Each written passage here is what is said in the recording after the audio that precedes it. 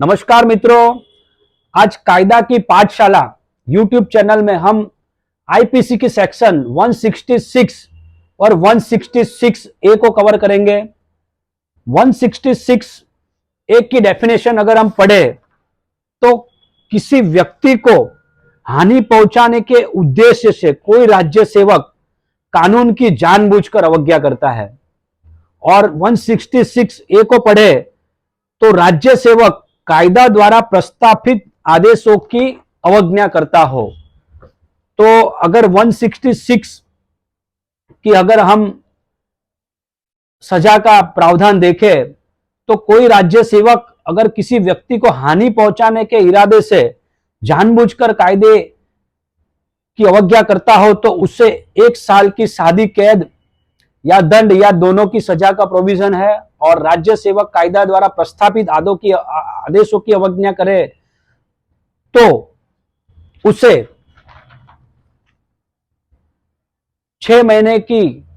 या 2 साल तक की सजा का प्रोविजन है। अब मित्रों, यह सेक्शन ही मैं क्यों ले रहा हूं? मित्रों, यह सेक्शन बहुत ही इंपॉर्टेंट सेक्शन है और ये लोग के स्टूडेंट्स ही नहीं बल्कि रोज बरोज आम व्यक्तियों को भी काफी इफेक्ट करती है। एक अगर सादा उदाहरण हम ले लें, यदि कोई व्यक्ति पीड़ित व्यक्ति है और वह पुलिस स्टेशन में जाता है और वो अपनी एफआईआर रजिस्टर करवाने की कोशिश करता है कि फलाने व्यक्ति ने मुझे मारा है, फलाने व्यक्ति ने मेरा मोबाइल छीन लिया है, फलाने व्यक्ति ने मेरा एक्सीडेंट कर दिया है, तब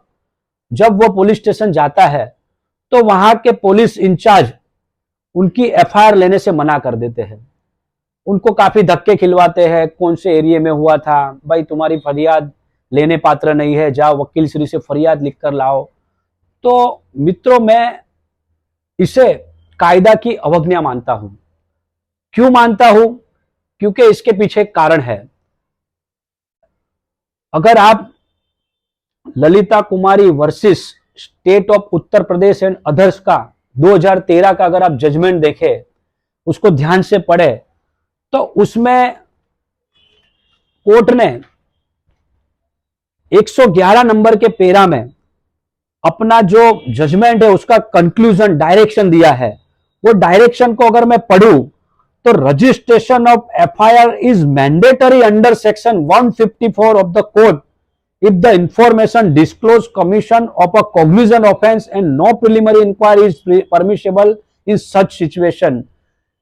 तो उसमें क्लियर कट कहा गया है कि यदि कोई भी गुनाह कॉग्निजेबल जाहिर होता है तो उस गुनाह की एफआईआर रजिस्टर करना मैंडेटरी है। लेकिन आमतौर पर, मैं सारे ही किस्सों का उदाहरण नहीं दूंगा, आमतौर पर बहुत सारे केसेस में ऐसा होता है कि कोई भी व्यक्ति पुलिस स्टेशन में जब एफआईआर रजिस्टर करवाने जाते हैं तो उनकी एफआईआर नहीं ली जाती है। तो मैं इस सेक्शन पे इसीलिए आ रहा हूं कि 166 ए को अगर मैं पढ़ूं तो राज्य सेवक कायदा द्वारा प्रस्तावित आदेश की जानबूझकर अवज्ञा कर रहा है। तो जब सुप्रीम कोर्ट ने कहा है कि भाई कोई भी कॉग्निजेबल ऑफेंस की फरियाद आपके पास आती है तो एफआईआर नोट को रजिस्टर करना मैंडेटरी है, तो क्यों कोई पुलिस वाले वो एफआईआर नहीं लेते हैं? तो सुप्रीम कोर्ट ने जो गाइडलाइंस, सुप्रीम कोर्ट ने जो डायरेक्शन दिया है वो कायदा है, वो कानून है, और वह कानून का पालन नहीं करके वह पुलिस अधिकारी, वह इंचार्ज पुलिस कायदा की अवज्ञा कर रहा है। तो आपके मन में एक प्रश्न होगा, तो क्या सर अगर पुलिस हमारी एफआईआर ना ले तो क्या सर हम पुलिस के अगेंस्ट में सर एफआईआर कर सकते हैं? जी, अगर आपकी जो फरियाद है वह कॉग्निजेबल ऑफेंस की फरियाद है, वह कॉमर्शियल ट्रांजैक्शन के बिना की फरियाद है, वह मैट्रोमेनियल जो गुनाह है उसके बिना की फरियाद है, तो मैं एक कह सकता हूं कि अगर पुलिस अधिकारी ने आपकी एफआईआर रजिस्टर नहीं की है तब आप पुलिस अधिकारी के विरुद्ध में ही एफआईआर कर सकते हो। तो आप सोचोगे कि ये कैसा है यार, पुलिस अधिकारी केस ना ले तो उनके अगेंस्ट में, अरे mandatory registration of FIR is mandatory जब सुप्रीम कोर्ट ने कहा है तो भाई वो कायदा है और पुलिस को उसका पालन करना पड़ेगा। तो अगर कोई पुलिस अधिकारी, एक पुलिस अधिकारी का ही क्यों, हम दूसरे भी कोई उदाहरण ले, अगर हम एक सिंपल सा उदाहरण है, सूरत महानगर पालिका में अगर आप कोई अर्जी करते हो या आप कोई फरियाद करते हो और वो अधिकारी आपकी अर्जी लेने से मना करता है या फरियाद लेने से मना करता है या फिर आपकी जो अर्जी है उसका काम करने से मना करता है, तो क्या आप उनके ऊपर भी 166 और 166A का एफआईआर रजिस्टर करवा सकते हो? जी बिल्कुल करवा सकते हो। अगर आपको लगता है कि ये सर्कुलर है कि अगर मैं मेरे प्रॉपर्टी का नेम ट्रांसफर करने के लिए अगर